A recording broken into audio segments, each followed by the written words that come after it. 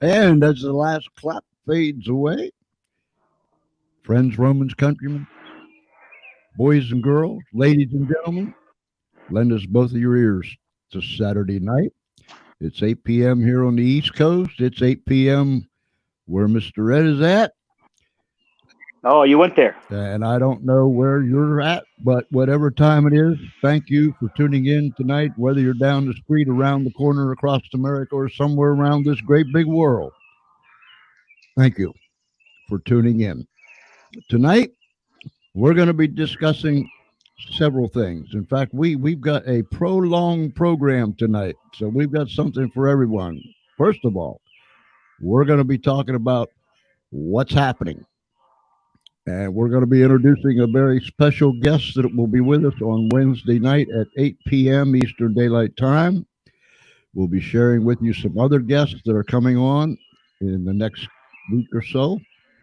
And then, after Ed and I are done here, this show will continue right on because right behind us is coming another exciting episode of Unshackled. Tonight we're going to be airing the Linda Clauson story, and it is a hard hitting, I mean, where the rubber hits the road kind of program. A true life story of Linda Clauson. You'll hear it right here. And then we're going to end the night with some of the sweetest, most relaxing 30 minutes of music that perhaps you've heard all day with a program that we're airing now called Afterglow. So tune in. Here's what we want you to do. We want you to come in, leave your comments, ask questions, so on and so forth. But we also want you to share, share, share. Get on those devices, tag people, get it out there, call them, email them, however you reach people. But do that for us so we can get this out there so more and more people can see it. Start watch parties and do all those things that most of us are familiar with doing by now. We've been doing it for a while. In fact, more and more people have been doing these things since this thing has come upon us. So, good evening, Brother Ed. Whew, it's hard going outdoors. I watch and I see the carpenter bees, and now I'm like, whoa, time to call working again. But hey, George, we're on the sit. I don't know how long I can be out here with this sun going down. Next thing you know, I'm going to have my favorite friends, the bats, coming around. But Uh, anyway, so uh, George, I just saw my cousin go by. Hopefully, she's watching the show, and I handed her one of these books. I only have one copy of this with me right here. I've ordered some more, but these books are not very large, but they are jam packed with information because let's see, and this thing has let's say 21 sources. But anyways, 21 sources in less than 30 pages. So this is a book I just wrote. It's kind of an update on some of the books that were written 20 years ago and before that. In the 80s, they would write about all the music and how it was influenced by the occult. Aleister Crowley, I always mispronounce his name, but Aleister is in all kinds of music, all the way dating all the way back to having influence with the Beatles and even before then. And so that's what this the concept behind this book is that obviously you and I are Christians. We know that the devil was at least musical, and many believed in charge of music in heaven. And of course, what's the big thing that the downfall of man is pride? Well, his pride took he and one third of all the angels in heaven, and they ended up obviously, if his specialty is music, it's a pretty good chance he's operating in your mind every time you listen to that music. And of course, lately these musicians aren't even hiding it anymore. Used to, they would make fun of people that were saying there were things hidden messages. Now they're just coming out and admitting it. So it's not exactly uh, covert anymore. It's overt. Other book, as you guys already know about this book, this is Escape from Uncle Sam's Plantation. And this book should be real popular now, all the craziness going on. with all the shutdowns and the teachers unions being exposed now for basically being Marxist or uh, for sure encouraging Marxism. And then this is a book I found out just yesterday that it's being read in Canada, Britain. What else did I say? Germany and India, believe it or not. Mm. And so this book here is about why we should take a look at the number three. Because if God values it, then guess what? He's the creator. Maybe we should think about it. Hmm. But it's a pretty cool book too. Once again, only 30 some pages, and I think you'll get a lot of use out of it. It'll be a book that will help you understand the Bible better and maybe pay attention to things and understand that there's some order to things in this world. You know, God didn't make any mistakes. And so that's these three books, George. Hold, I hold, know that you can't wait for your copy, right? hold. That's right. Hold them up, Ed, so we can see them. There you go. Ed Temple. Music is the devil's playground. What's the next one? Three. What's it say there? God values three, so should we. Okay. And And then finally, Escape from Uncle Sam's Plantation, and you can get all three of those books on Amazon, right? yeah, and can you read this? Can you see this right here, George? Put a plug in for the show. Can you read it? Can you see it from there? Nope, can't see it. Whoop. How about there? The Espen log. All The right. Espen blog. He plugged it in. He plugged Here it. you go. That's good. And oh, by the way, while I got you, uh, what's with this sidekick thing? I Well, I I come George, I come into the studio and sit down, and all of a sudden my eyes went to sidekick. I thought sidekick. that's it. I'm out of here. uh, Well, that's why, right there, George. why is I that? mean, you've got me working. I mean, 24/7, and I'm getting minimum wage. Come on, George. I mean, you got the PPP money, didn't you? No, I didn't get none of that. No, Uh, Maybe next time. but yeah, put that co-host thing back up there. That sidekick thing. That's not getting it, Ed. I guess. I don't know why my lights on my van are on right now. So you But had an accident here, what, week and a half, 2 weeks ago?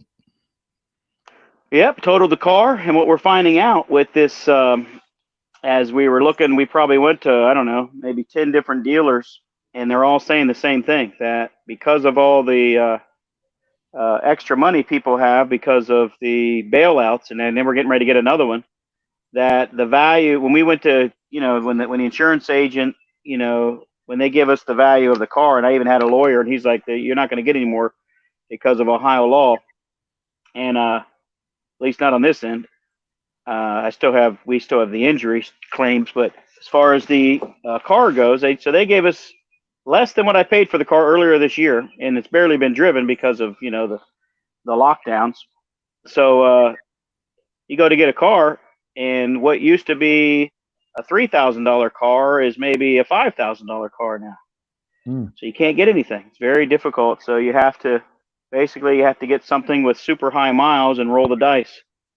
yeah. Hope somebody took care of it. So I found one that was literally driven by an older lady for the last 10 years, and some years she just parked it in the garage and didn't even drive it.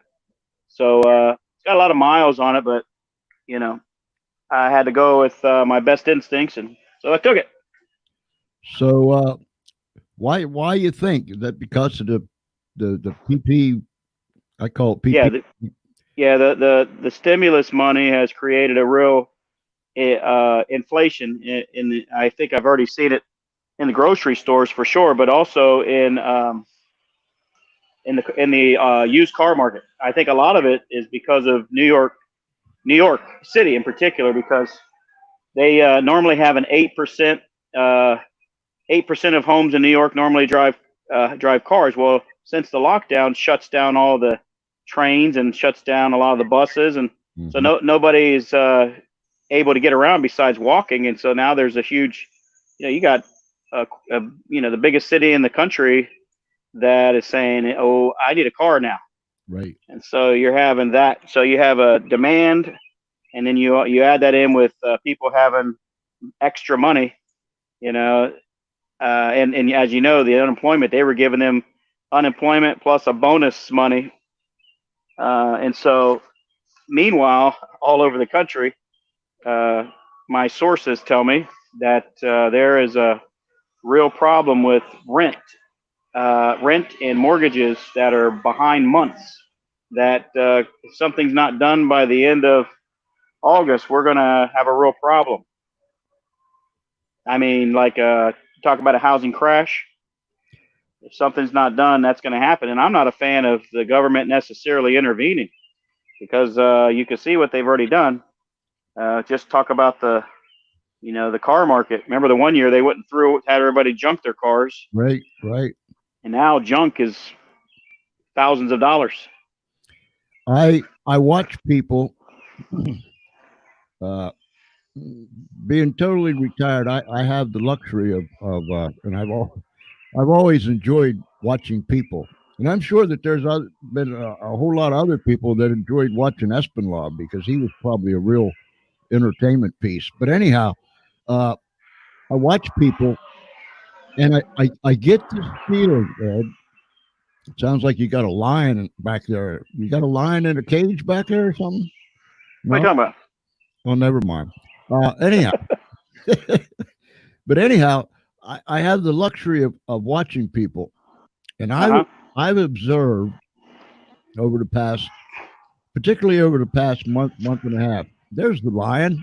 Okay, I heard it roar. But anyhow, I've observed people uh, with all the things, with all the restrictions on everything. I've observed people. They seem to me, and this is just my observation. Yeah. It seems to me that people have settled in. They have settled in. They've kind of accepted this thing. I hate to use the term because I don't like it, but they have kind of accepted this thing as the new normal.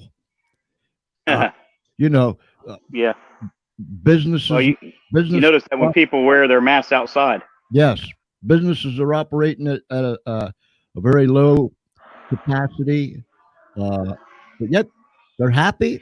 Well, my business is open. Well, yeah, I understand that, but you're not making what you made last year at this time, and so on and so forth. But I get this impression that people, they're almost like in a stupor. They're like in a daze, zombie Well, zombie type thing. as you've recently seen, the Twitter and Facebook and every other social media exploding with pictures of Dr. Fossey, Mm. and we already know he's gone back and forth on the effectiveness of the mask. As we all know, just yesterday, I went to McDonald's. All right, they have the mask on, and then he's taken my card with no gloves on, and I could have been doing my hand could have been all over my mask, and which it what I'm just reusing some of my masks in some cases, and so it's just what good is it doing? I mean, seriously, it's if this thing is so contagious, which maybe it is, maybe it's not, but I just don't see the effectiveness of a mask that you're constantly touching, taking off, putting back on, constant. So how in the heck is that doing any good? All you're doing is transferring the germs from the mask to whatever you touch. So how did that do any good? I don't understand. It really it kind of makes it worse. You're probably going to pass it worse. So Exactly. what are they going to say when everybody's got a mask on and still the number of cases increase? Which at some point, if everybody's got it, which I'm betting just about everybody does, um, and at some point, well, if you have it and you didn't die, guess what? I guess we're building up our antibodies, and guess what? I think effectively it's working. The herd immunity is panning out. I also sit back and I think about it a lot.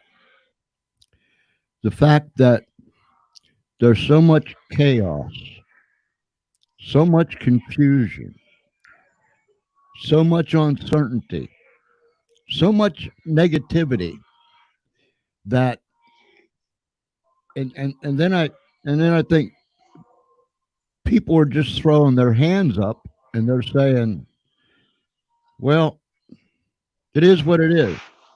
And politicizing.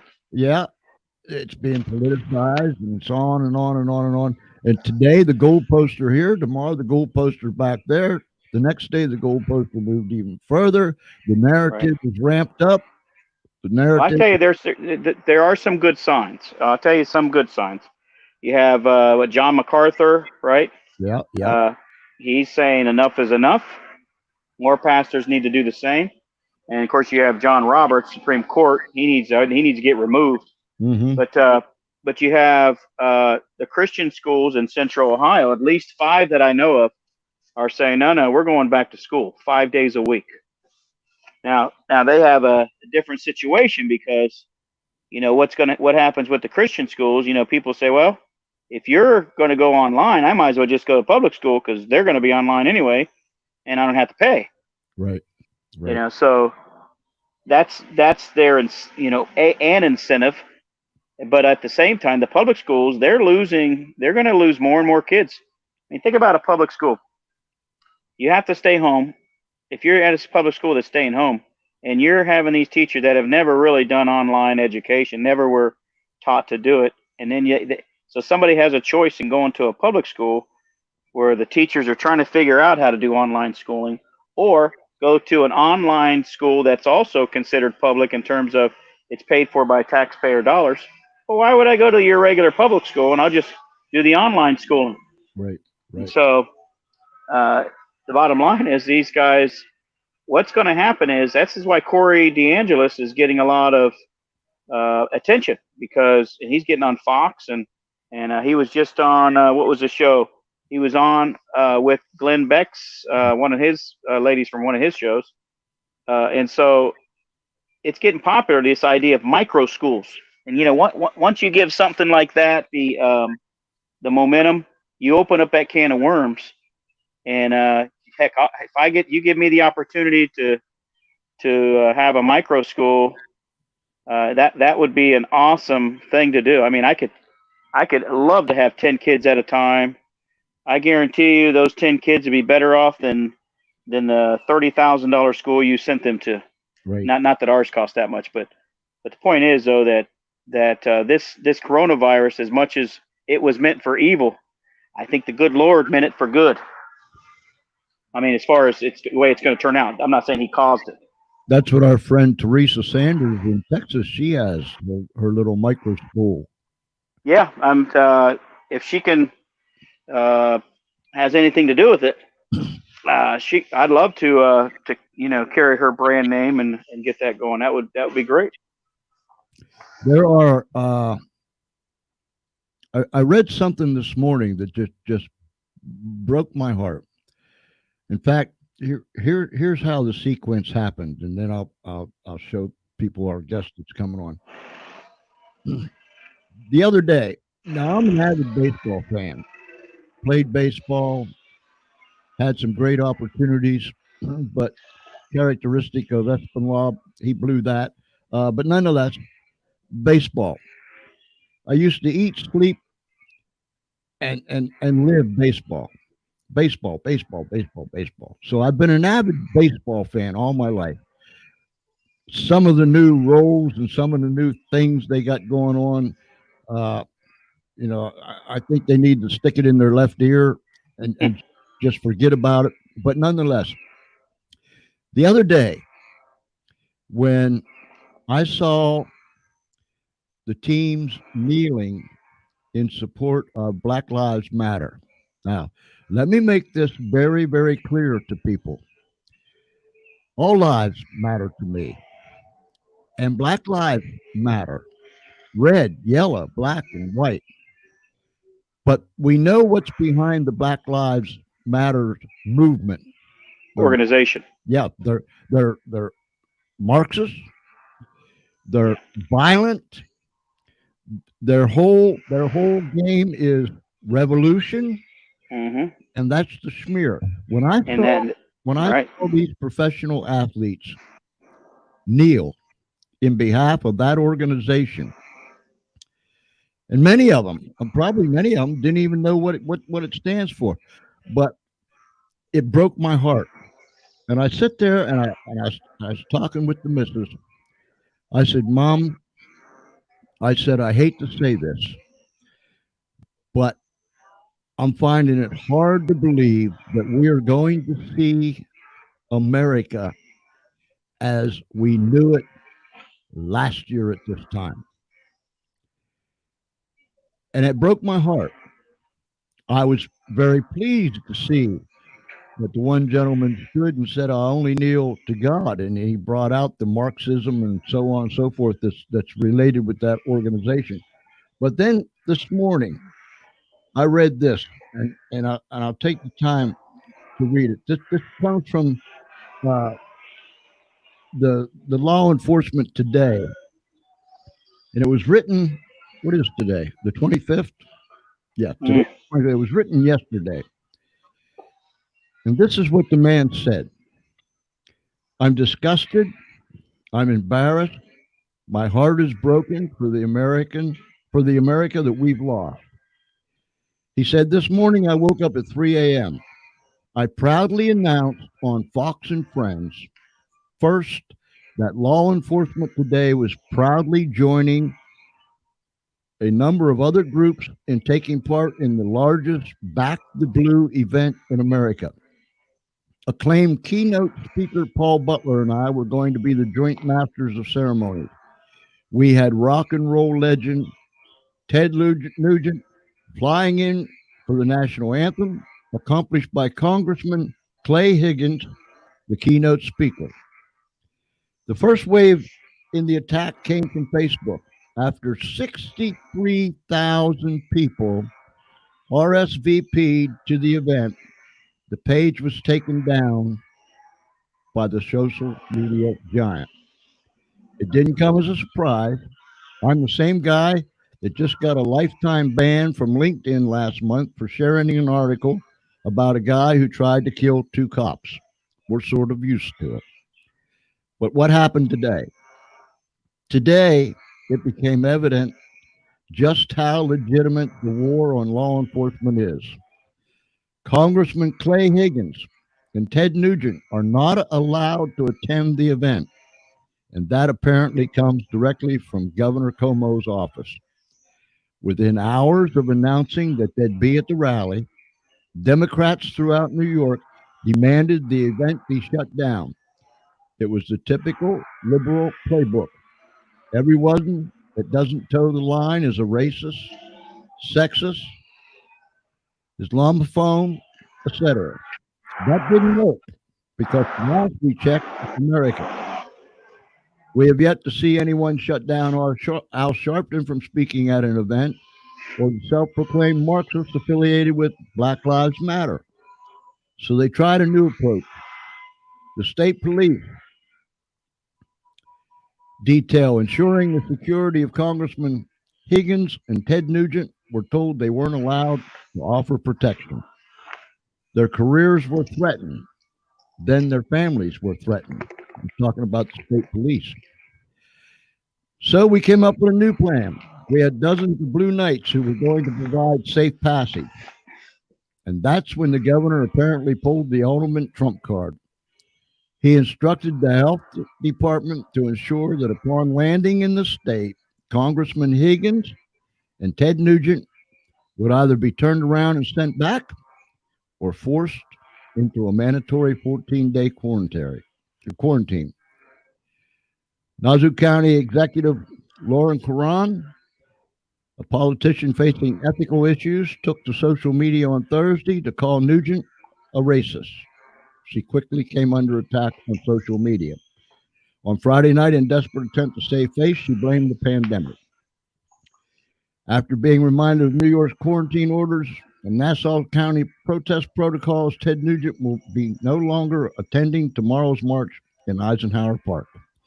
Congressman Clay Higgins is also being advised of New York State's quarantine executive order. She went on to suggest it was about safety. despite precautions taken by event organizers to ensure proper social distancing.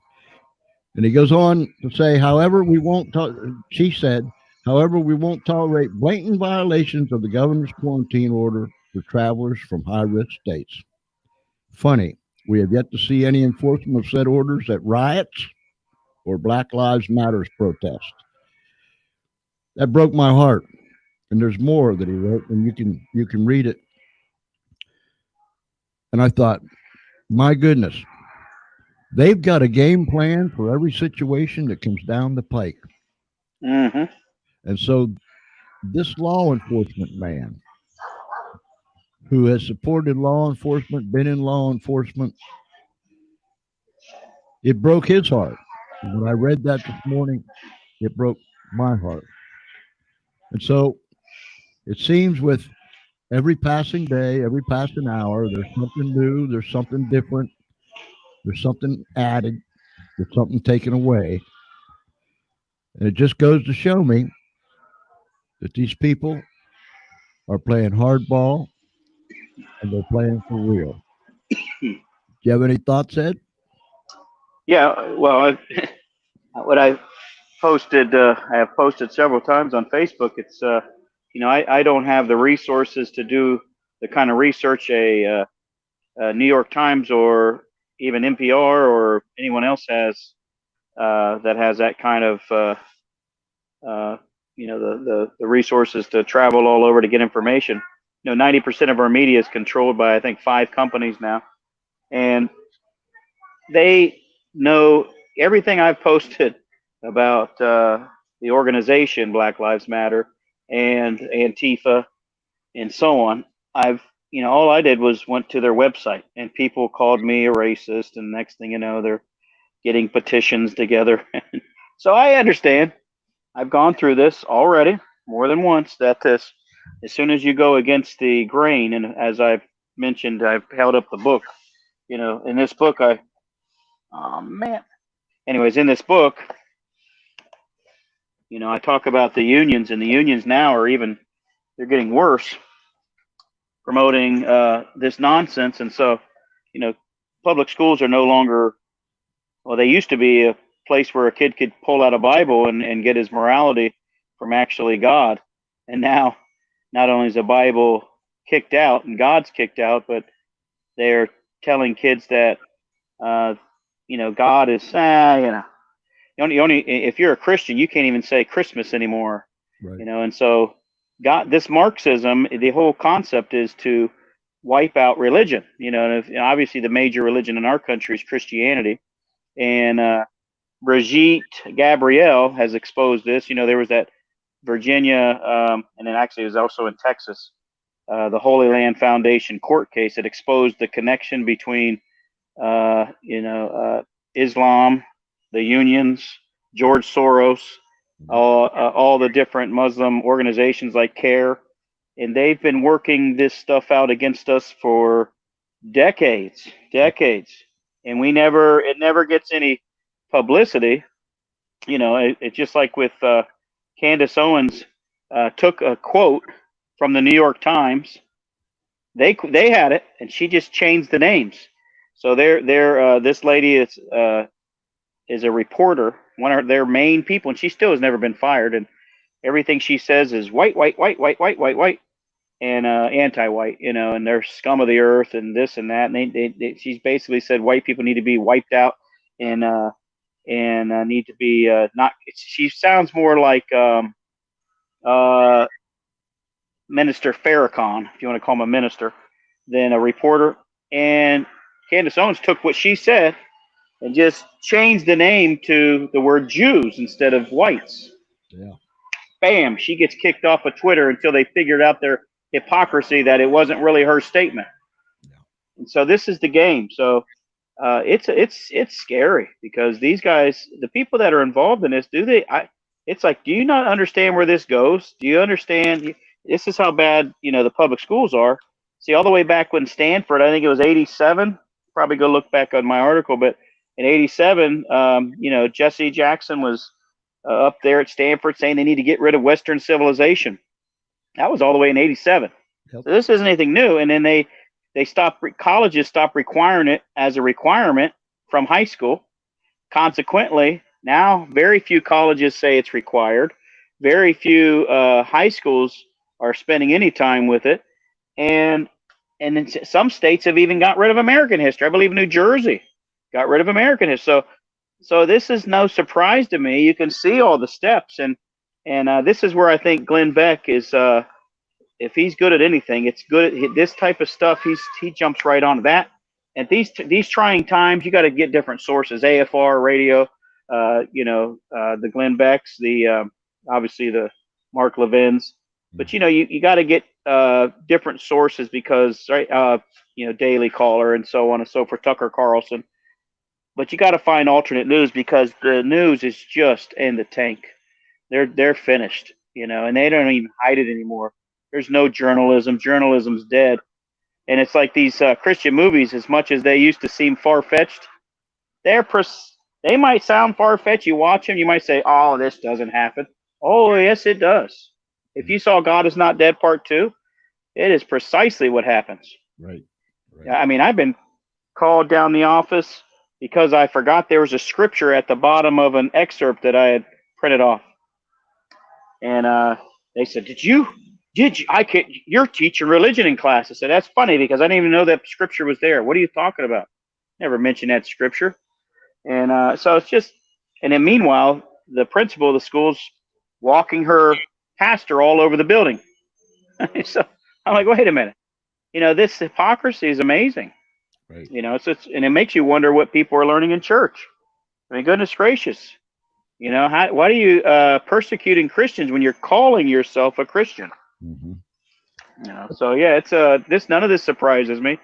I've exposed the organization Black Lives Matter. I've exposed them all the way back. I think it was probably, I don't know, whenever these things all started.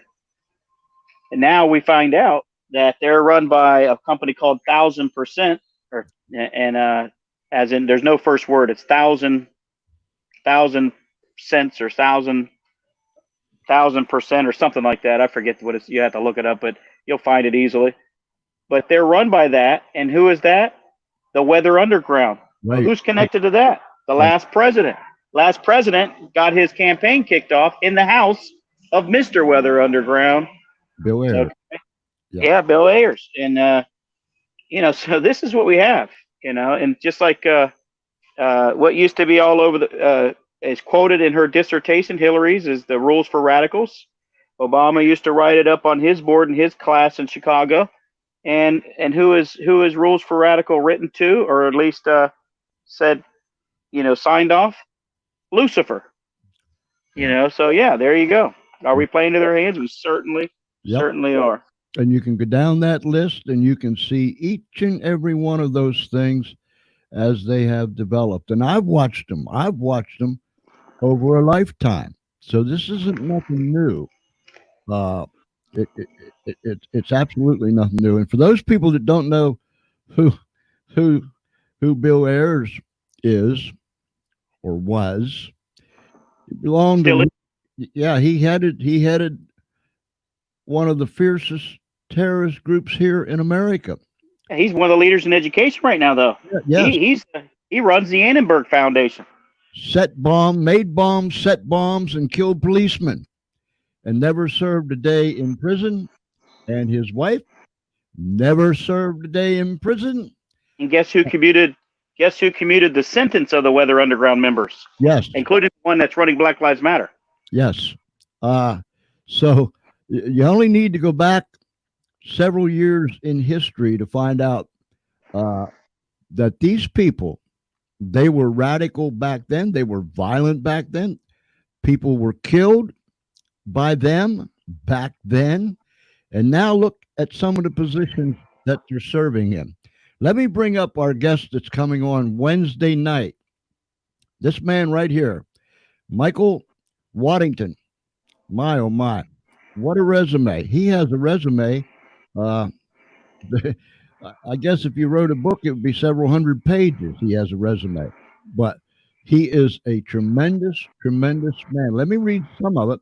He's an attorney who defends high high-profile cases in military courts around the world, and the best-selling Howdy. author of Battle Mind, a military legal thriller. It, it just goes on and on. When Michael speaks in court, you can be guaranteed that a person's life depends on it. He's had over 400 jury trials in many, many countries around the world. He has authored, and I was looking on Amazon today, Lights. he has authored multiple best-selling books. Books and movies have been made about his crazy military cases. He's consulted with CNN, The Good Wife, and many outlets. He's been on 60 Minutes, Fox News, you name it. He's been there. He teaches and speaks to lawyers and students across the country about self-help, motivation, personal and professional growth. He's lived, he's worked, and he's traveled around the world. He was in the military. This man is just amazing, and he's going to be with us on Wednesday night at 8 p.m. Here is one of the books, one of the most recent that he wrote, is Battle Mind. And if I can make this thing work right, I'm going to bring this clip up, and we are going to see a little clip of Michael Waddington. And let me bring it up here. As soon as I find it, let's click this. Let's click this. Let's go over here.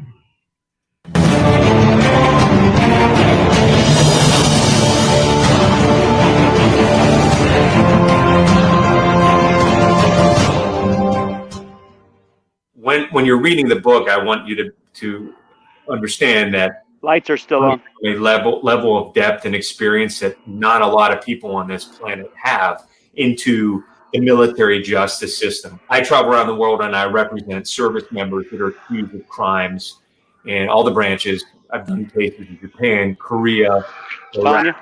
I've done cases in Germany, a lot of them, England, all throughout the United States, Alaska, Hawaii, you name it. I've done cases all over the world. It's kind of a cool job because it's something like you see on TV shows like JAG, where the people travel around and do these things that seem kind of cool. Like I do that a lot on a frequent basis. Like I might be in Germany on Monday through Friday. I'll get in a car and drive down through the Alps and get ready to do a case in Italy, in northern Italy, where we have Aviano Air Force Base. In different cases, different facts, different branches of the service, different lawyers, different crimes. And I'll go in and try both of them and fly back home, take whatever time I have off. And then I might be off to do a murder case in California or defend a Navy SEAL in Norfolk. I've done all sorts of cases. One of the reasons I'm saying this is because the dialogue in the book and the characters in the book are fictional. It's all made up, okay? But it's based on experience and my imagination, based on dealing with a lot of people from a lot of branches, from a lot of different walks of life. So not only do I have those experiences of in the courtroom, moving around and maneuvering around in foreign countries and the people that I have to deal with and interact with and interview and cross-examine and investigate, I am pulling from a deep, deep well of knowledge and experience when I'm writing dialogue and writing about these court-martial scenes. I didn't have to go out and read a book on what happens in military court. Like I lived this. I've been living this since 2001 as a lawyer.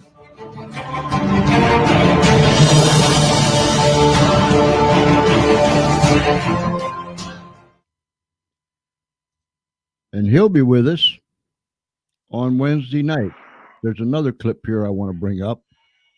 Let me get this thing straightened up here. Let me take this out of here. All right. And bring this up here again. Let's see if we can make this work.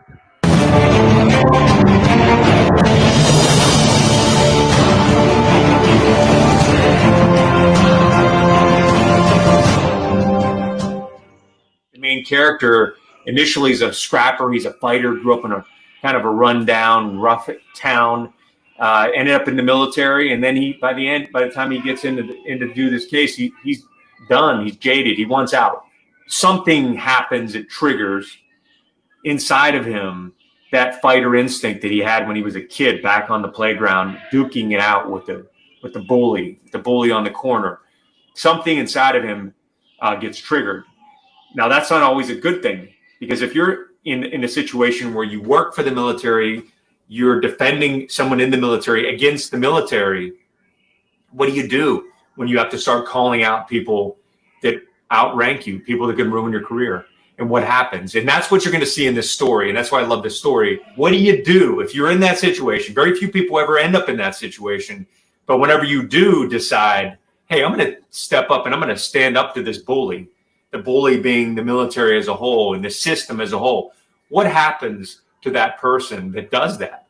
Does it always come out like you think, happy ending where everything's perfect and everyone applauds you?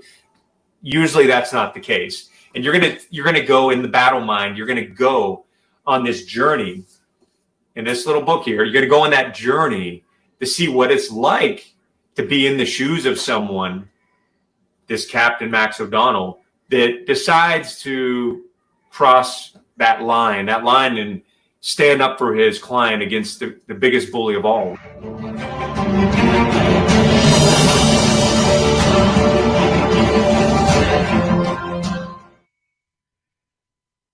And that, my oh my, that is who we're going to have on Wednesday night. He's going to be talking about some of the court cases. The real Jag. Yeah, the real Jag. And this man served in the military, so he's been there, done that. He is, my oh my, how he has been able to maneuver and put all of this stuff in one lifetime. And he's a young man. He's only in his 40s. How he's been able. Thanks, George. Yeah, well, how he's been able to stuff all this into one of his, one lifetime thus far is beyond imagination. So he's going to be a thrilling guest on Wednesday night. So make sure that you mark that down. Of course, we'll put that out there and promote it and do all that good stuff. Then on Monday, August the 3rd, we are going to have back as a guest one more time Essie Bagheri, who wrote the book A Shattered Soul.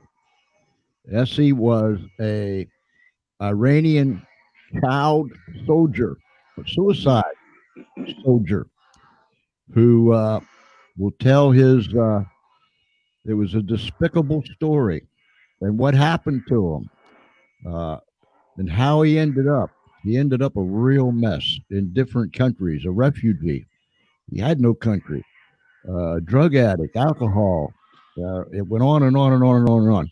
Now he is in the process. They are writing the screenplay for his movie from his book, A Shattered Soul, the story of a child soldier.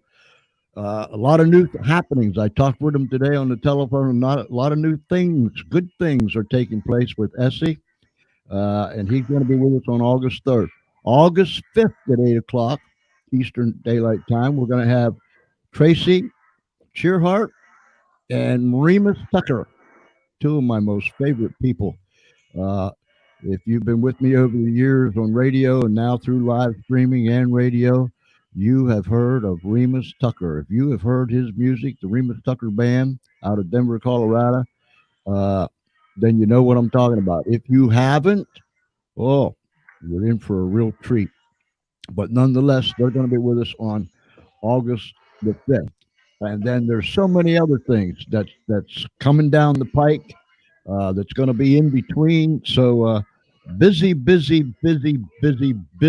around here. Ed, when are you guys going back to school? Well, teachers have to go back in a week or so, and students are slated, I think, for September. And you said you're going back 5 days a week at the Christian school? You got it. Oh, well, the teachers are. the students have several options. One of them is to, and this is hopefully temporary. I think they're going to move into 5 days a week as soon as we can. But right now we have for temporary measures 2 days. They can go 2 days a week, or they can go stay at home and do home learning. I think it's going to be webcasted what we do at the building, but we'll find out in another a little bit over a week exactly how they're going to do it. I tell you, of course, everything is broke. I've been saying that for a number of years. Before everything, before people realized that everything was broke, I've been saying that everything's broke. But one of the most broke things, if there is one of the most broke things, is the education system. I mean, Yeah. it has been turned upside. It's always been a mess. But now, You can trace it all the way back to the. I think I did an article a while back, all the way back to. Well, you could probably go before that. The whole system modeled after Prussia, their military education. But even before that, I mean, even if you go back late 1800s, they were already pushing this indoctrination. It was starting to weave its way in. And of course, everybody knows about the Scopes trial, and then eventually the what's the name of the lady that was Madeline O'Hara. communist? What is it? Madeline O'Hara, the Yeah, one that, and her son becomes a preacher. yes, yes, Yeah, I read her book or his book, and he grew up to despise her, and she was able to effectively get the Bibles out of school. that's right, that's right. You know, That was back in my time, back in my time. Uh, and that was the let's say that was the cracking of the window. yeah. But the system, and then of course, then it started being testing, testing, testing. Then they get rid of all the electives and all the things that make kids want to come to school, and then just then the unions have taken over the Democrat Party, Yeah, and so you have all the major cities are run by Democrat politicians that are bought off by the unions, and so it's like this unholy alliance. And of course, they don't, like in Chicago. It's almost impossible, and same thing with New York. It's almost impossible to start a charter school or a private school or anything else. And in New York, their best schools are their charter schools, but they keep fighting to keep them from existing. yeah, yeah. And so it's pretty scary. The unions, the teacher unions we're talking about, have no interest in the kids at all. The I look around, and although some people say it, some people don't. Some people think it, but don't say it. There's a lot of confusion amongst parents out there right now. And here's what I attribute to. You know, before all this happened, before all this started to come down, and all of a sudden, and things are so exposed now that it's blatant in your face type stuff now. Mm-hmm. But let's go back even a year ago. It's almost like you're walking down a path in the woods, and there's a rattlesnake just off the side of the path, but you don't know it. So you're singing a song, going along, you're merrily going along your way, and all of a sudden that snake strikes, and there you are. You didn't know the danger was there. You wasn't even thinking about it. You were just Mm-hmm. going along your way, and that's what's been happening over the years, over the years, over the years. People just go merrily on their way, get caught up in this, get caught up in that, looking for this, looking for that, doing their thing, being their own people, and all this other good stuff, and all the time undercurrent behind the scenes, off the path in the bushes, you've got these snakes in the grass. And now that they have struck, people are all of a sudden saying, "Wow," you know, and you can shake your head and deny that it's happening all you want, and that's not going to make it go away. There are some people out there that are in dire straits when it comes to educating their children. They just don't know. I got to go to work. What am I going to do with my kids? These schools where we live, they're not talking about opening. They don't know what they're going to do. Everything's up in the air, everything's upside down. There's a lot of confused, concerned, Yeah. disoriented, Well, discombobulated people out there. well, the fact that people don't realize they live in the greatest country in the world, just and the fact that people are rioting and it's one thing to riot, it's one thing to protest. I mean, that's a protest is healthy, but it's a whole other thing the way they're coming after society and coming after the police. If they only knew that the only reason, the big reason why this country survives is because of law and order and because of our system that is Yeah. has been traditionally backed by Western civilization, which is Judeo-Christian Protestant work ethic, and so it's called republicanism, taught in your AP history courses. But the bottom line is, it's our system is the most effective system in the history of mankind. No other place could you even have the opportunity to protest the way they are. I'm not talking about the craziness, breaking things, but in no other place in the world would they have the ability to speak about our leaders the way we do and get away with it. Now, of course, you couldn't at the last president, and that's part of the problem. The fact that have to bite your tongue because of somebody's complexion, which is crazy. Shouldn't matter who it is. I'm glad that people uh, don't like the current president. At least that there's the ability to speak out against him. That's good. Right. It's called checks and balances. Right. You should be able to say, hey, the guy's needs to veto some bills. Stop spending so much money. It's a bad thing, Mr. President. On the other hand, if he does something good, you should be able to say, you did something good. Nice job. I appreciate it. Keep it up. I watched some of the protests. I think it was last night in Denver.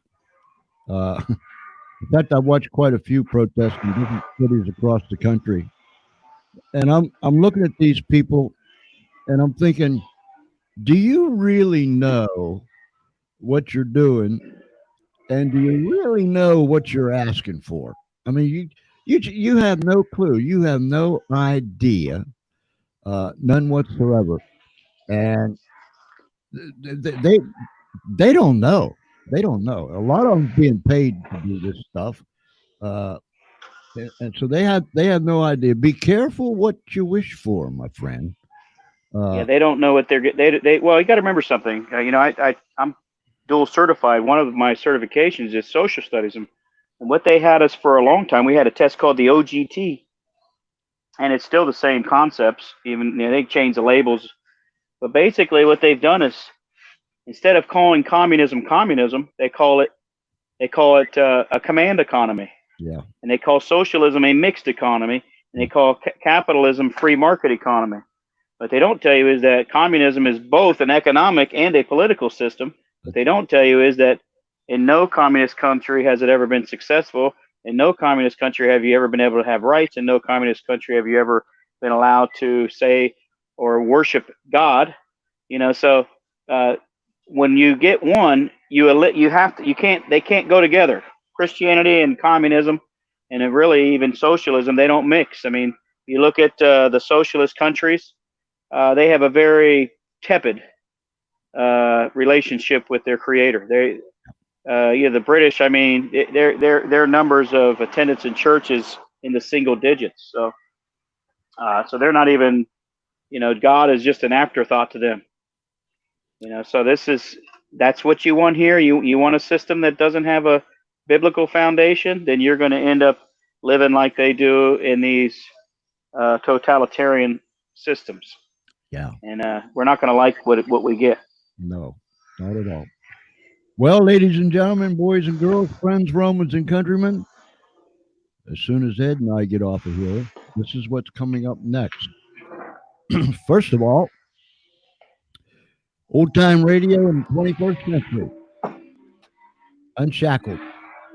Tonight's episode will be the Linda Clauson story. Very hard hitting. In fact, the man will tell you that,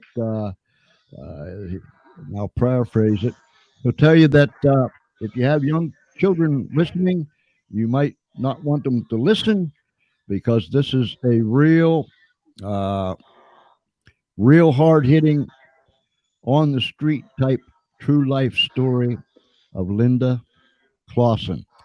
That'll be on 30-minute program, old time radio in the 21st century. And then immediately after that, Afterglow, some of the sweetest, most relaxing music Cat's after that you have something over across probably the street heard and the neighbor's all day a long. tree. So, Ed, I thank you. I think we had a good discussion tonight. Just brought people up to date about some things. Before we go, put them books back up here again if we can still see them. All right. There is 3. And there is Music is the Devil's Playground. 3. God values the value.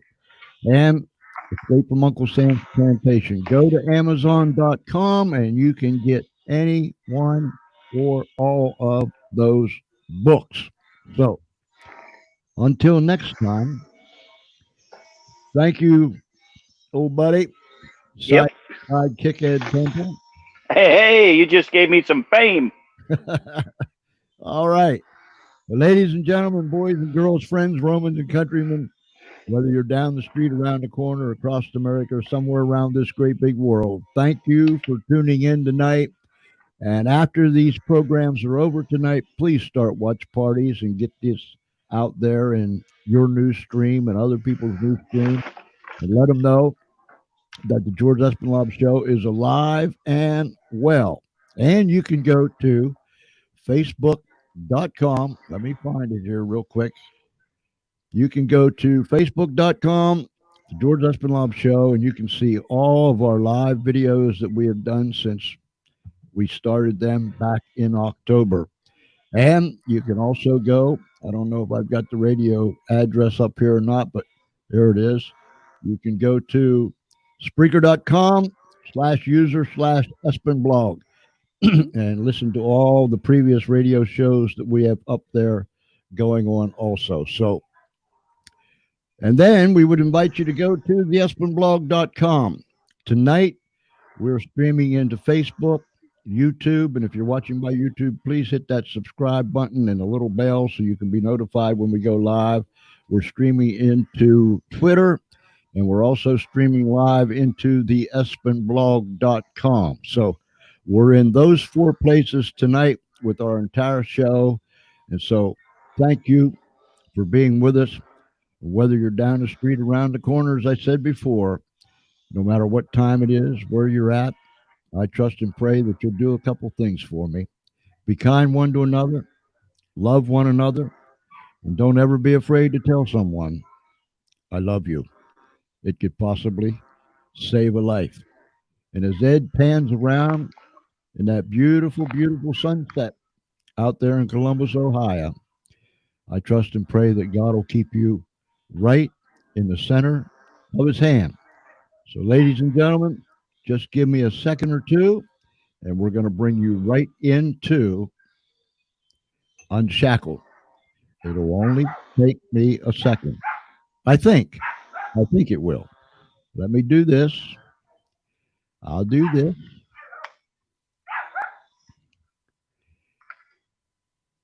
And we'll be just about ready to go. So, Grab the cat. here we go. Sit back and listen to old time radio in the 21st century and enjoy the episode of Unshackled, the Linda Clauson story. Although she suffered a painful disease, the woman in the story was working 10 hours a day, 5 or 6 days a week, and took on a second job as well. Now, was it the money she needed? No. She was a workaholic, determined to excel at both jobs, even if it killed her.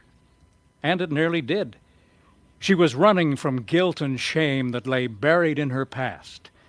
But guilt and shame vanished when her heart and mind and life were unshackled.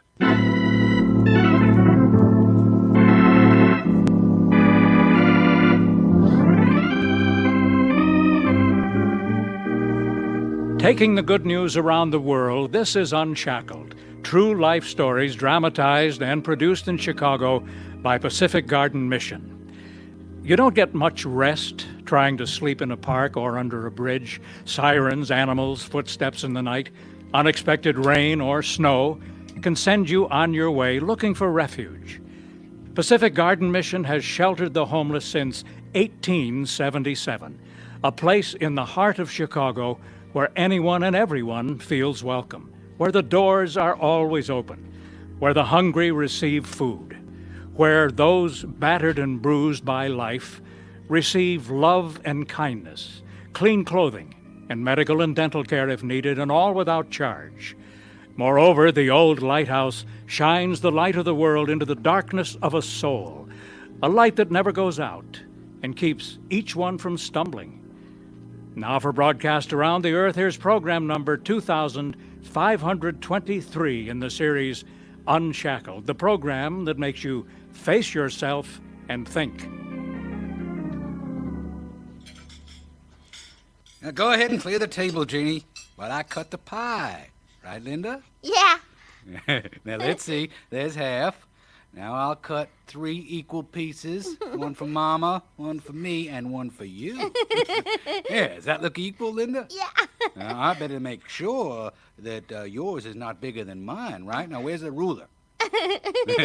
See? They're exactly equal. Don't you put that ruler there. Now, don't you start nagging me, Janie. I'll put it where I want. I swear, Bud, you are the most self-centered man. You was spoiled rotten by your mother, ain't that right? Spoiled rotten. Yeah, you're just jealous, that's all.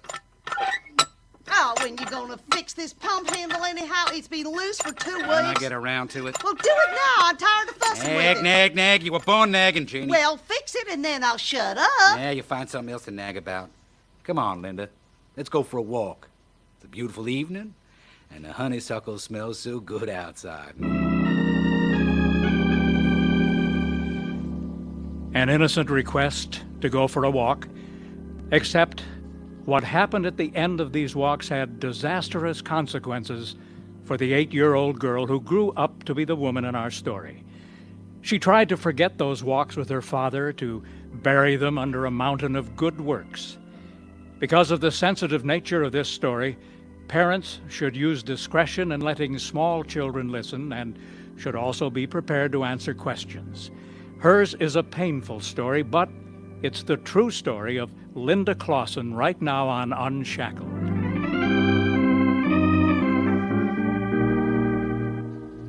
From the time I was 5 until I was 8, my father molested me. He told me never to speak of the things he did to me. When I asked why, he said it was because he loved me. So after the abuse stopped, I thought he didn't love me anymore. I tied a scarf around my neck and tried to hang myself. Linda! Oh, Bud, look what she's gone and did to herself. What now? Oh, well, untie her. Oh, stupid girl, what ails you anyhow? Get back and let me in there. She ain't been nothing but trouble, that's all, ever since she was born. Now, shut up, Janie. You're the problem. Ow! Oh, You're enough to drive anyone to desperation. stop! Don't hurt Mama! Daddy, please stop! You little brat, you started this.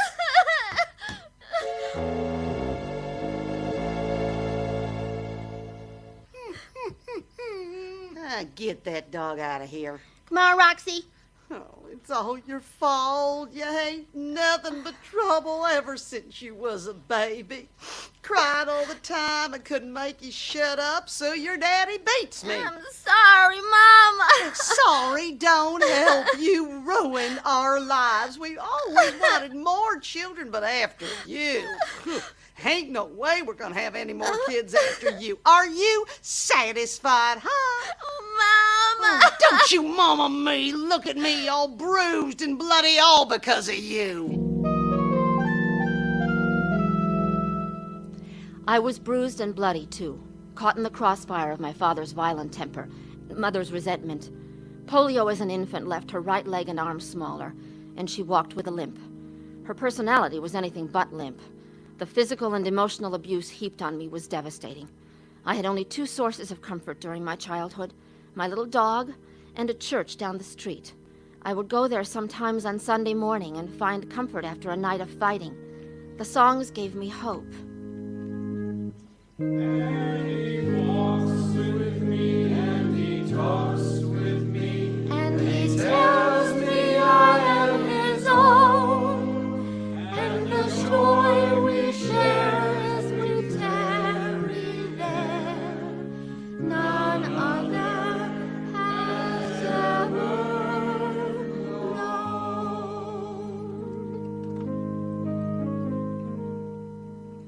When I was in my mid-teens, I tried to commit suicide again because I felt so worthless. Hoping to avert a complete mental breakdown, our family doctor, who also had a degree in psychiatry, gave me free counseling every week. He was my parents' physician, so he knew about the physical abuse I endured. I told no one about the other abuse. Have you found your dog yet, Linda? No, I think he's gone for good.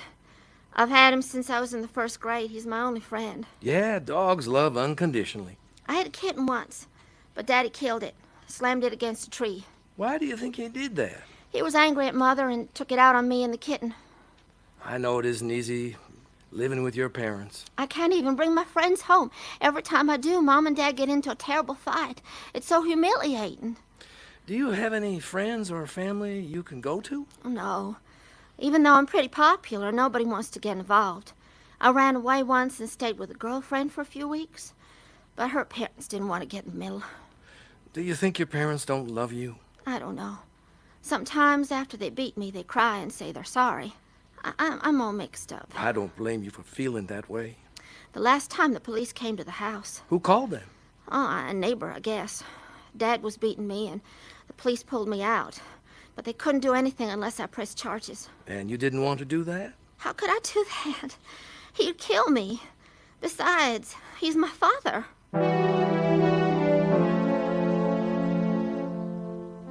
At 15, I was dating a boy who often came to my house and found me beaten or being beaten.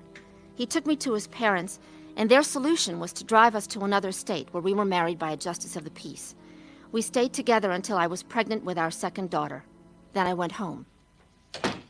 Linda, what are you doing here? I left Don, Mama. Good. You never married him in the first place. What happened? He was dating other women, and his parents encouraged him. You must have did something. I didn't. You ain't no angel, Linda. He actually brought his girlfriend home. I'm gonna file for divorce. Yeah, how are you gonna take care of your kids? Well, if I can stay here, I'll get a job and even pay you rent. You bet you'll pay rent. We ain't no charity. I'd like to go back to school and get my diploma, too. Oh, you and your big ideas. You ain't smart enough for all that.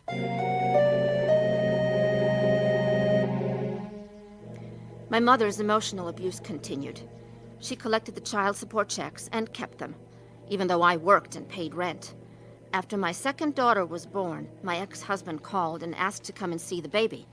I agreed. What you go and do that for, huh? Why'd you tell him he could come over here? It's his baby, Mama. If he wants to see her, why not? 'Cause it's my house, that's why? Mama! He ain't stepping foot in this house, you hear? I don't care what you told him. What's going on? She told her ex he could come here and see the baby. She ain't letting that man in this house. Now, why'd you go and rile your mother like that, huh? Ow, Dad! Don't! My stitches!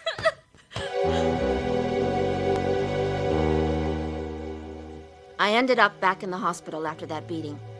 Sometimes my parents would fight all night until I couldn't stand it any longer, and I would start screaming at them. Then Dad would beat me. One night, right in front of my young daughter, he used masking tape to cover my mouth and nose and wrap my head like a mummy. Yeah. Now, are you still breathing? It won't be for long, you know. You wonder how long it'll be? Hey, what do you think of that, little Kimmy, huh? Mama looks like a mummy, doesn't she? Hey, you don't pull that off. We'll just tape your arms together so you can't pull it off.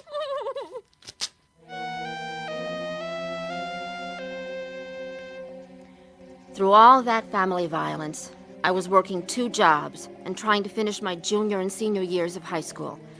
On New Year's Eve, 1959, I stayed up most of the night reading a book by Eugenia Price, which told of a God who loved me. That night, I went to my knees and received Jesus as my Savior and Lord. I was assured of a place in heaven, but it took years before I realized God could love me here, in my imperfect world. When I told my parents, they said, "Good for you."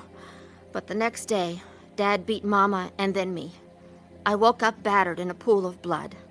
A few days later, I returned to my job as a waitress. Linda, where you been? You don't want to know. Hey, listen, the boss fired you for not showing up last week. I couldn't. Why didn't you call? My dad pulled the phone out of the wall just before he beat me unconscious. Oh, you're kidding. I'm not. Come on, the ladies' room will show you. Take a look at my back. Oh, Linda, that's hideous.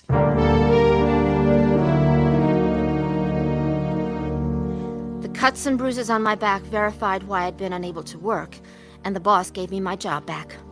I wish I could say that my new faith in God helped me overcome the darkness in my life, but I didn't understand that He would help me live each day. I thought I was on my own. I accepted His forgiveness, but the pain and shame of my past drove me down the wrong paths. In a moment, we'll hear about the pitfalls and traps on that nearly fatal path. There are many women on the streets like Linda, beaten, abused, with nowhere to go. Vulnerable and frightened, their situation is even more serious if they have small children. But in Chicago, they can come to Pacific Garden Mission, and many do, sent there by concerned social workers, the courts, caring friends, and churches. And we can shelter more than 100 women and children on our floors at the Gospel League Home, offering security and love in addition to meals, clothing, and a safe homing environment. Bible study and counseling help them learn new attitudes, a new way to overcome old habits that keep them shackled. And those who accept new life in Christ are able to take responsibility for their lives and become hard-working citizens. They learn how to reach out and to help others in need.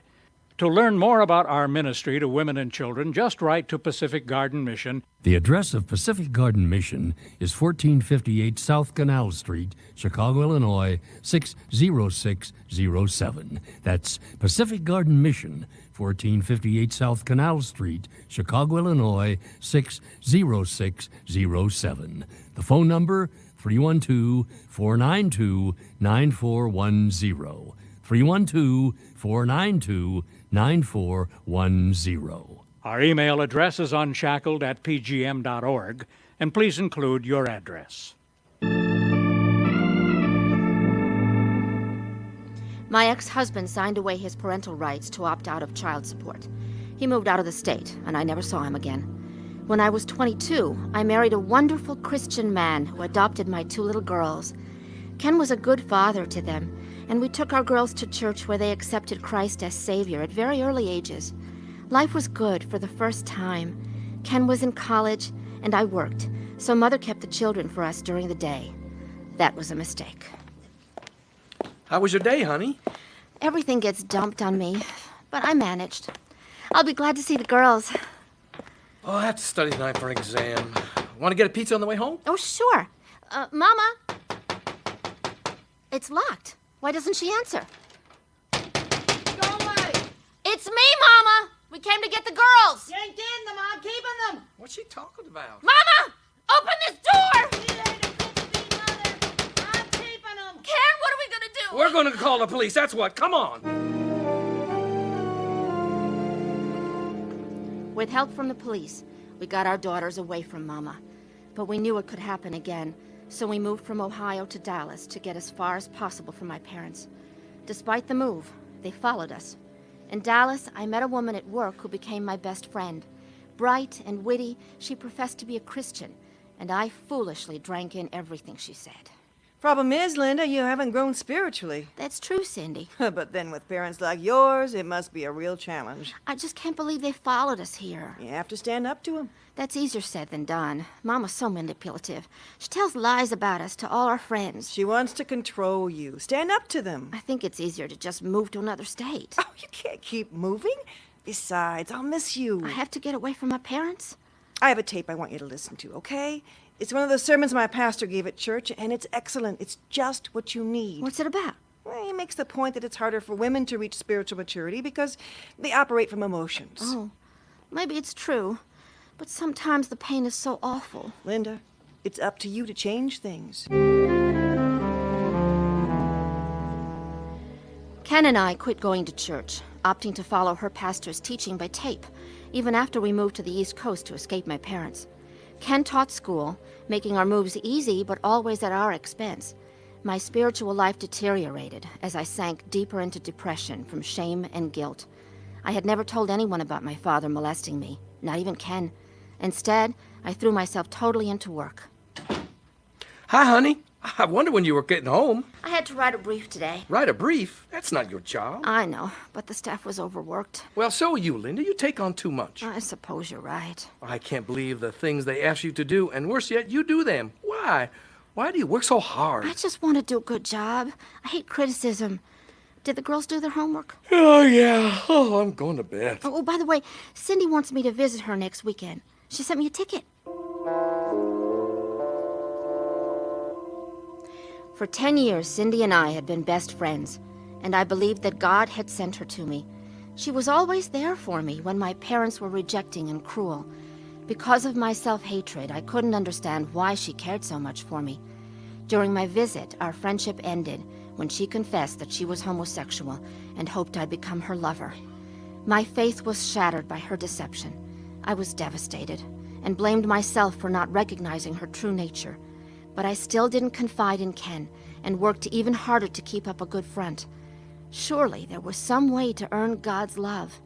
When our children grew up and moved away, my dad became disabled. His behavior changed drastically toward me, conveying his regret and guilt. I took care of him until his death in 1985. We never resolved the past, so the anger buried in my heart increased. So did my workload. Then in 1991, I became very ill and couldn't walk for 8 months. Hello? Linda, them doctors figure out what's wrong with you yet? I have reflex sympathetic dystrophy. What's that? The bones in my foot are all full of holes like Swiss cheese. You should see the x-rays. Where'd you get something like that? I don't know, Mama, but the pain never Oh, stops. you don't know what pain is till you've had arthritis. I can hardly get around. I'm using a cane, but I'm going back to work anyway. Oh, ain't no sense in that if you're in pain. I ran out of sick leave, but not out of bills, that's why. Must be God's punishment. What? That's what I tell people who ask about you, God's punishment. Why else would you be sick like that?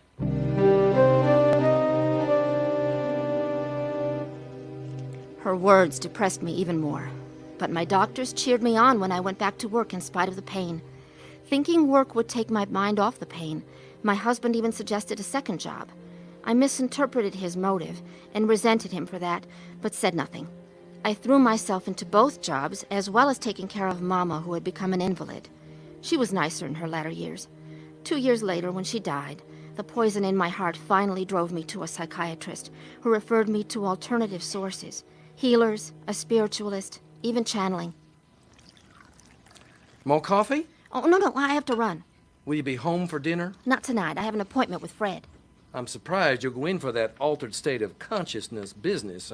Seems phony to me. It's given me insight into things that's bothered me. As long as you're happy, Linda. Who says I'm happy?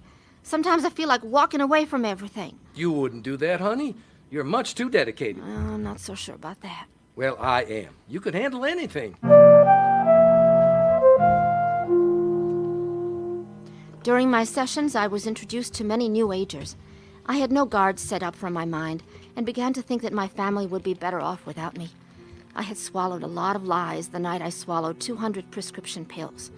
It was the 2nd anniversary of my mother's death, and as the pills began to work, I cried out to God, "Oh, Father, I'm truly sorry for what I'm doing. I know it's a sin to take my life, but God, I'm so tired." 8 hours later, I woke up in bed, dumbfounded that I was alive. I thought, for crying out loud, I don't know how to live or die. In anguish, I cried out to God, "You rejected me." And he answered me in a way that changed my life. Linda, what's wrong? I tried to take my life last night. What? I took 200 pills, Ken. It didn't work, obviously. Dear God, why, Linda? I feel so worthless, Ken. I thought you'd be better off without me. Oh, honey, no. How could you think that? I didn't think God loved me either. But this morning, it was like he cradled me in his arms. It was like he spoke to my heart and said he'd always been beside me, every step of the way. I just didn't listen to him. Are you going to be all right? Yes. I have to stop trying to control my life without him. I have to get to know God even as he knows me. Then he will heal my hurts. Maybe we should get you to a doctor. Oh, no, I'll be all right. I've just seen the best physician of all.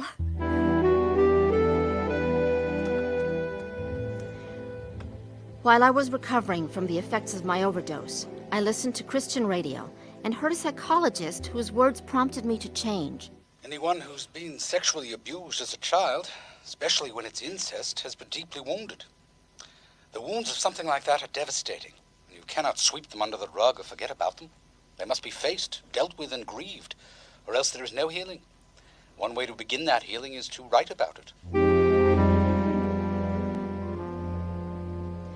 I went to my computer that day and wrote about my father and the path on which he led me. And when I finished writing, I cried as I had never cried before. When Ken came home that night, I gave him my essay to read. He was almost speechless. Wow, Linda. Honey, I am so sorry. It's all true, Ken. Dad told me never to speak of it, but the guilt and shame were killing me. It wasn't your fault, Linda. You were just a child. I know, but even a child knows when something is wrong. I knew it was wrong, but I didn't know how to stop it. This clears up a lot of things I never understood about you. Like why you put up with so much abuse from your parents and the nightmares. I thought it was just because of the beatings. I was so angry inside all the time, Ken. I thought I would explode, but I could never let it show. Well, it also explains why you always trying to please others. Win their approval, I guess, and you're always putting yourself down while I saw you as capable and strong. Oh, on the outside, maybe. Inside, I was quivering. But not anymore. I feel at peace for the first time. Ken, God really is going to heal me. We need to start going to church again, Linda. Yes, I know. We left our lives open to God's judgment because we violated his word.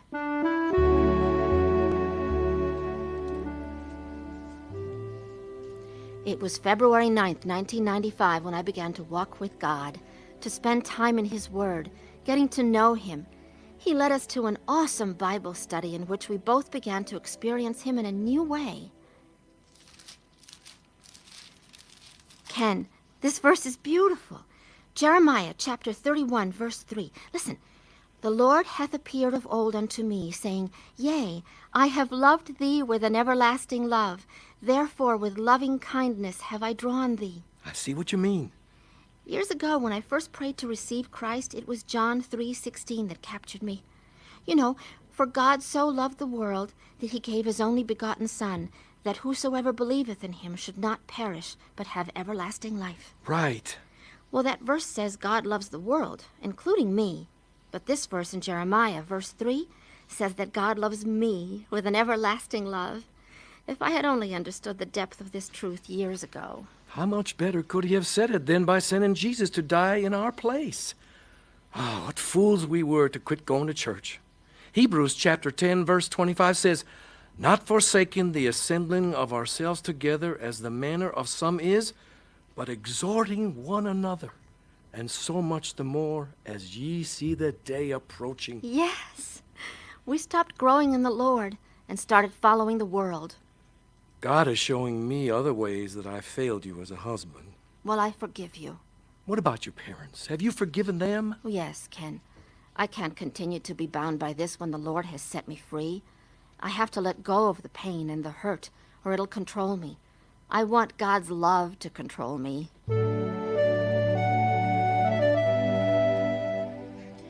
I'm retired now, though I'm very active in Christian women's clubs as a speaker and a leader. My daughter and I have helped set up home Bible studies through her church, and we've seen many lost souls come to Christ.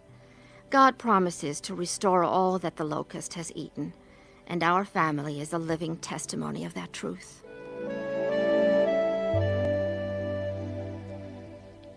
Linda has learned the truth of Deuteronomy chapter 30, verse 19, when God said, I call heaven and earth to record this day against you, that I have set before you life and death, blessing and cursing.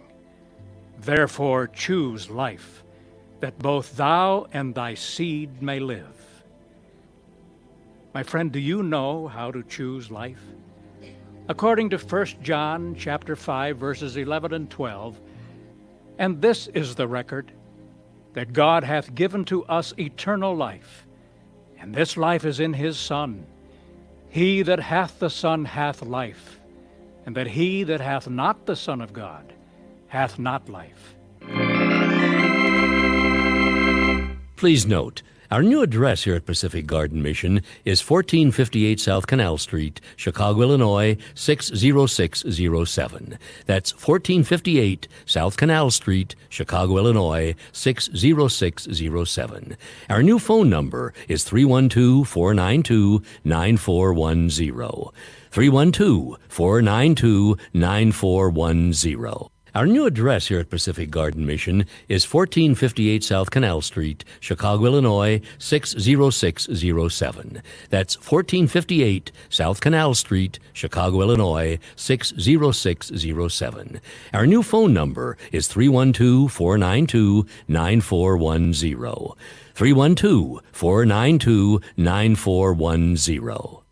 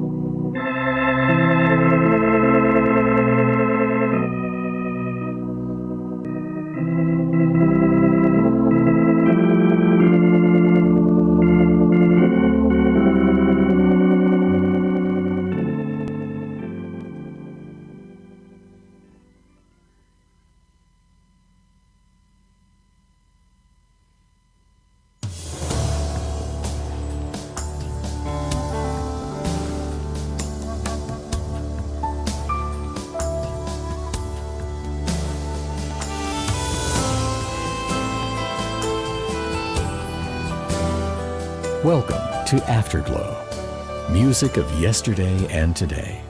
Hope, encouragement, guidance, and inspiration often comes to us through the melodies and lyrics of song. Afterglow offers music that features these qualities. The noise and chaos that so loudly shouts at us each moment of our day can be shut out as you listen to the music of Afterglow. Music unlike any you've heard before. This could be the most relaxing half hour of your day. Moments just for you on Afterglow with your host, Don Johnson.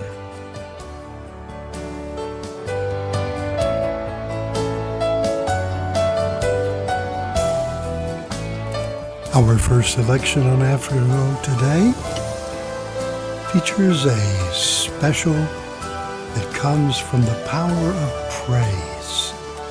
A special collection under the arranging and production of Don Marsh.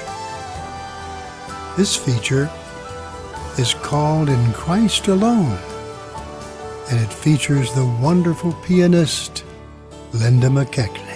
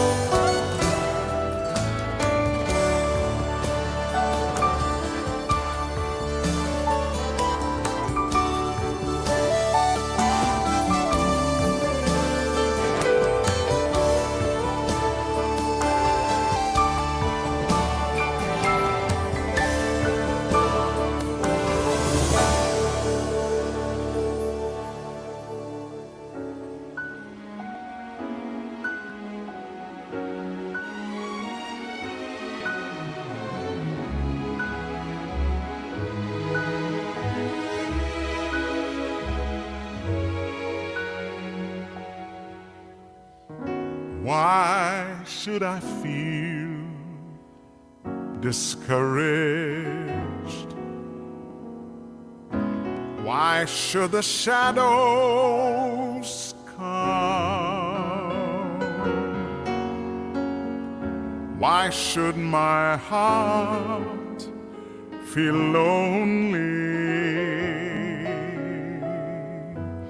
and long for heaven and home,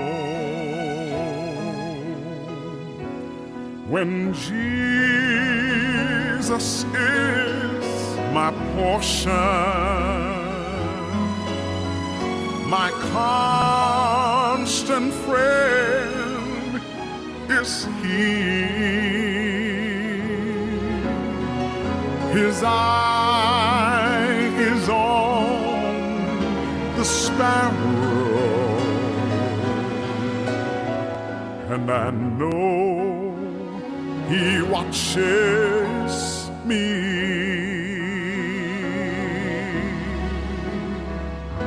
His eye is on the sparrow, and I know He watches me. I sing because I'm happy. Yes, I sing because I'm free.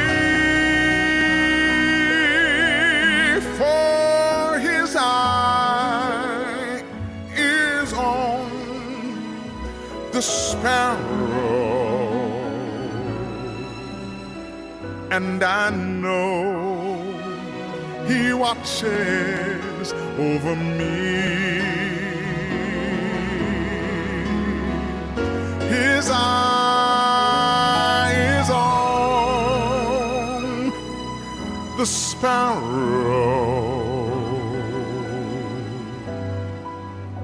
and I know He watches. I know He's watching over me. I know He's watching over me. And I sing because I'm happy. Oh Lord, you know I sing because I'm free, for His eye is on the sparrow, and I know He's watching over me.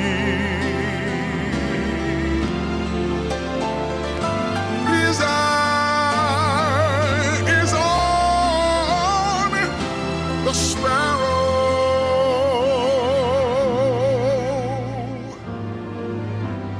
I know He's watching over me.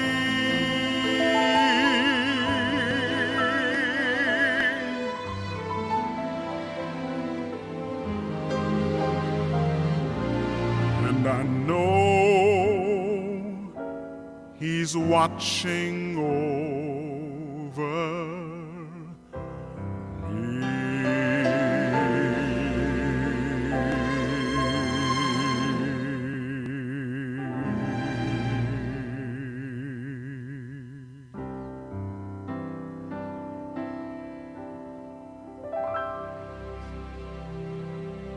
One of my very all-time favorites on Afterglow, Wintley Phipps. That marvelous presentation of his eye is on the sparrow. Now here's another of my favorite groups. This is Selah, and they come to present a very inspiring presentation of I Have Decided to Follow Jesus. I have decided to follow Jesus. I have decided to follow Jesus. I have decided to follow Jesus. No turning back, no turning back. Though none go with me, still I will follow. Though none go with me, still I will follow. Though none go with me, still I will follow. No turning back, no turning back.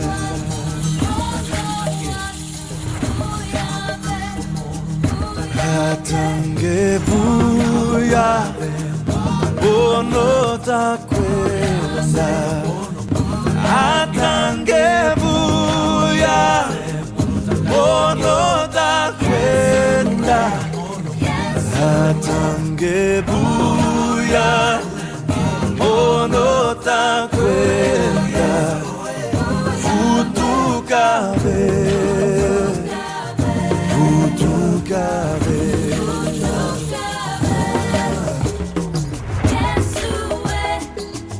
The world behind me, the cross before me.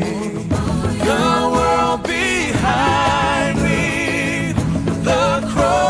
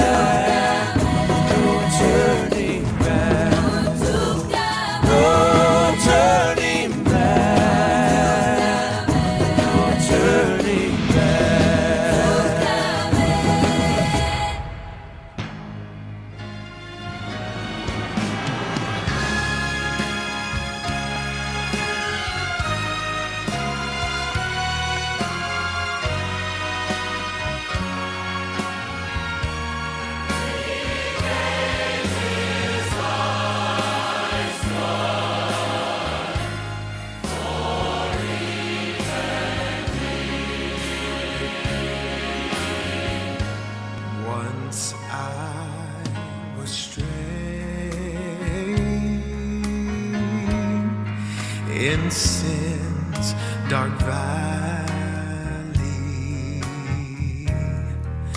No hope within could I see. Then came the Savior, my blessed Savior, to save a poor lost soul just like me.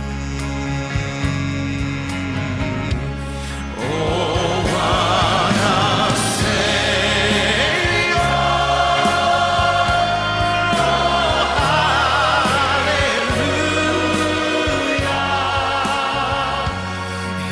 His heart was broken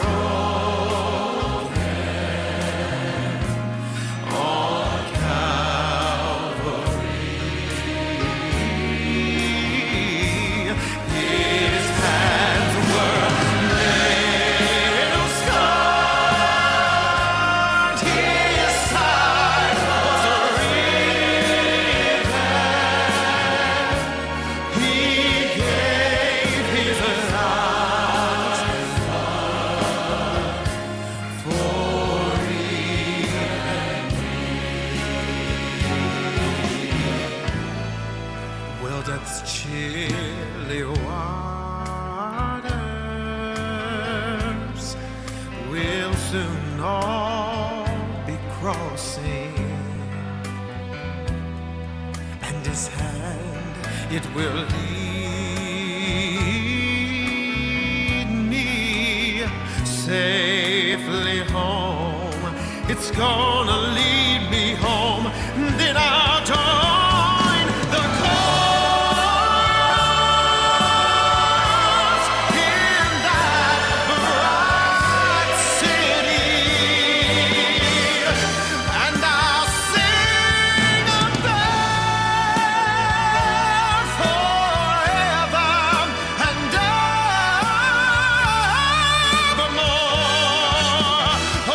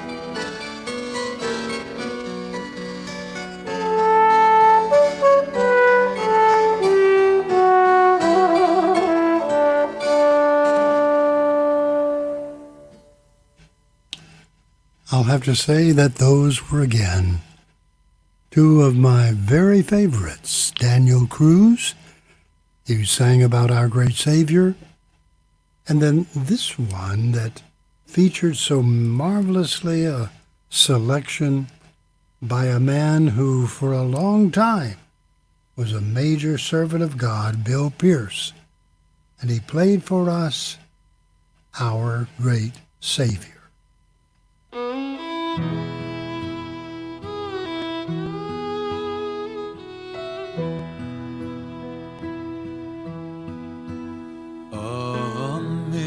Amazing grace, how sweet the sound that saved a wretch like me. I once was lost, but now am found, was blind, but now I see. 'Twas grace that taught my heart to fear, and grace my fears relieved. How precious did that grace appear the hour I first believed.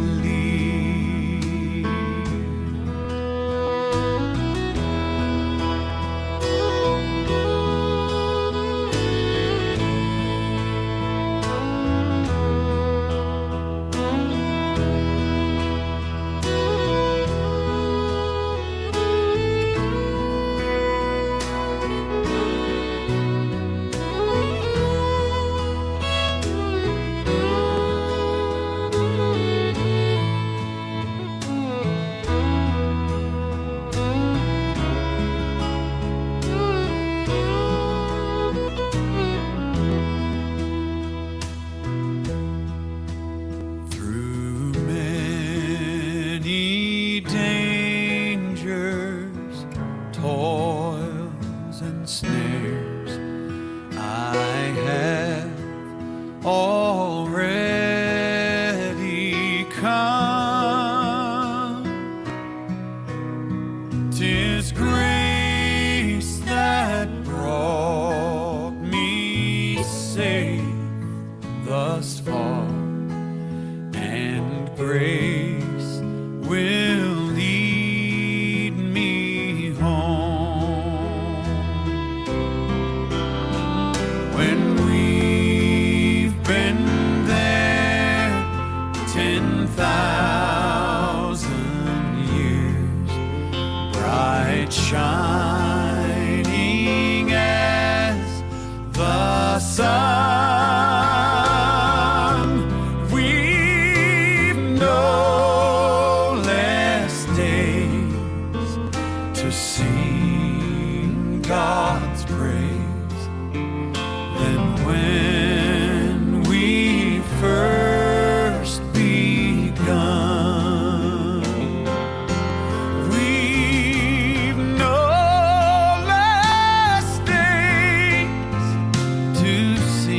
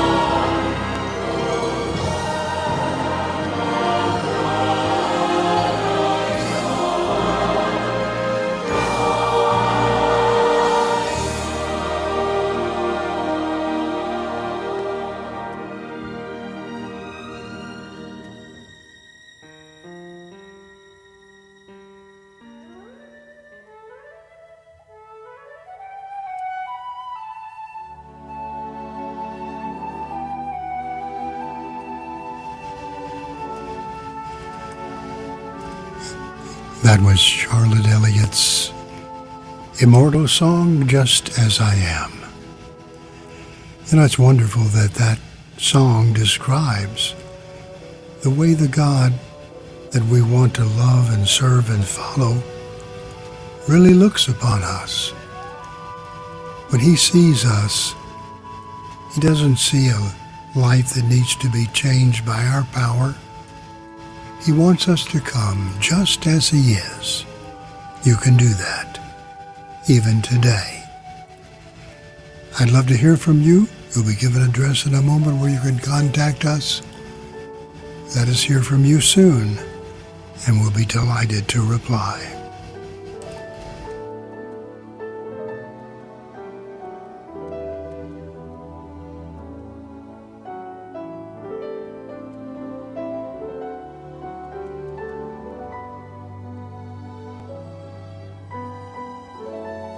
This has been Afterglow with Don Johnson. May this be the start of the greatest life you could have ever imagined. Join us this same time and place next week, and visit us on the internet at oneplace.com. Click on Ministries, scroll to Afterglow Music, and enjoy this music anytime you may want to visit from anywhere you may be. Contact us at 3535 Kirby Parkway, N209, Memphis, Tennessee 38115. I'm Rick Tarrant for Afterglow's host Don Johnson, saying, may God be especially close and strong in your life, today and always.